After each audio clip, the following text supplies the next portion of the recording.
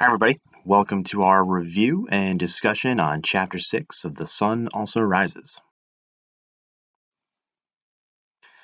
So, a lot of this chapter is about characterization, particularly two people that we're going to look at, Robert Cohn and this new character, Harvey Stone. But we'll start with Robert. And certainly something that I think we've seen already thus far, but is really hammered home in Chapter 6 is this idea that Cohn just is unable to think for himself. And we see this early on in the chapter. There are other streets in Paris as ugly as the Boulevard Raspail. It is a street that I did not mind walking down at all, but I cannot stand to ride along it. Perhaps I read something about it once. That was the way Robert Cohn was about all of Paris. I wondered where Cohn got that incapacity to enjoy Paris, possibly from Mencken. Mencken hates Paris, I believe. So many young men get their likes and dislikes from Mencken, who was another author. But basically, he reads something and just goes right along with it, doesn't think for himself, doesn't analyze, doesn't interpret, doesn't display any ability to stand on his own. And uh, in terms of connections, for me personally, I'm always reminded of two specific movies for this one. Um, one of them being Good Will Hunting, right?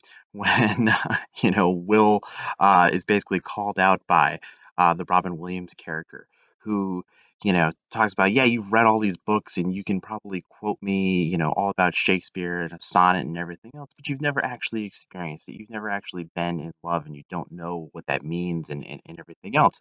And then I always think, sort of on the opposite of the spectrum here, I always think of Indiana Jones, and in one of the scenes I forget which one. I think it's the first one. I think it's Raiders of the Lost Ark, where he's in his classroom with his students, and he's talking about how you have to get out of the library, right? You can't be you can't study uh, archaeology, right, from reading books. You have to go out and you have to experience it. You have to find these things.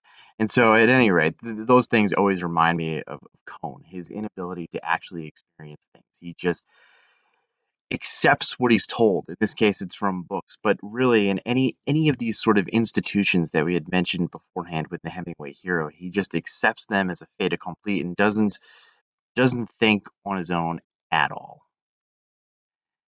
And then we get this very interesting assessment of Robert Cohn from Harvey. Actually, he says, "You're not a moron. You're only a case of arrested development."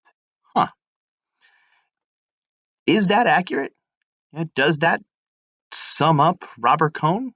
I'd love to know what you all think. Log into Google Classroom and in the comments section, answer this question for me. Is he a case of arrested development? What does that even mean? All right, let's get into that a little bit. And then finally, this guy Harvey Stone, right? The guy shows up. He's an absolute mess, right? He's a disaster of a person at this point. Um, and he's another one of these characters, right? Who is kind of like Jake, but worse off. He has a keen awareness, right, of the way the world works and the way the universe operates and all of that, just like Jake does.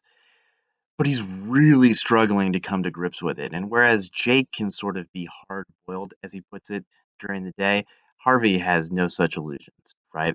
He he says, I haven't had anything to eat for 5 days. He has a pile of saucers in front of him. He needs a shave. He's disheveled. He's really, really struggling. So we'll see how he stands to compare with the other characters along the way. Well, that puts a wrap on chapter 6. Hope all is well. Talk to you soon.